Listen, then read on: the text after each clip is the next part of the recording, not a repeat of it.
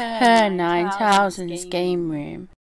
So having just watched the reveal trailer for Battlefield 2042 and having seen some of the in-game footage, I thought I'd like to talk about it briefly.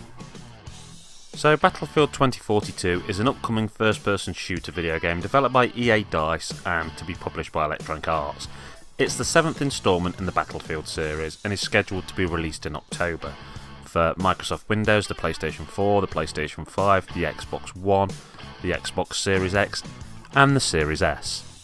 Now, previous Battlefields have generally been about actual past wars, for example World War II, World War I, or they've at least been set in sort of now sort of time.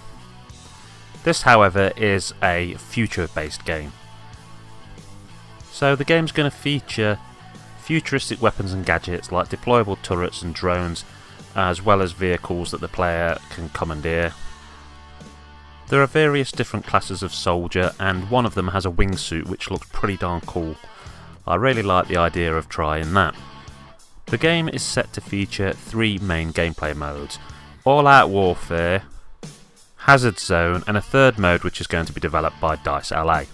The game seems to be having a lot of talent thrown at it. It's being developed by EA DICE, DICE Los Angeles, EA Gothenburg and Criterion Games, and apparently has the largest development team ever for a Battlefield game. And in fact, Criterion had to put the production of the next Need for Speed game on hold just to be available for this. Unlike previous installments in this series, this game will not have a traditional single player campaign. This is so that DICE could allocate more resources to the multiplayer portion of the game.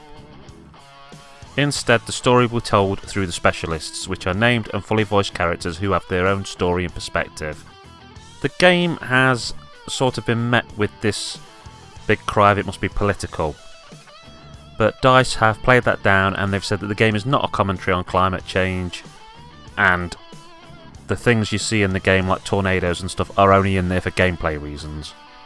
I've got mixed feelings about this game. I do tend to get Call of Duty games and Battlefield games, but I like to go through the campaigns. I'm not much of an online player because I can't stand the aggravation of having teenagers scream at me.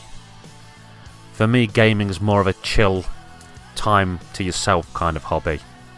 So it also looks very apparent that it's going to be one of those games with various passes and premium modes and all kinds of other excuses to grab dollar after dollar from you. But it does look exciting.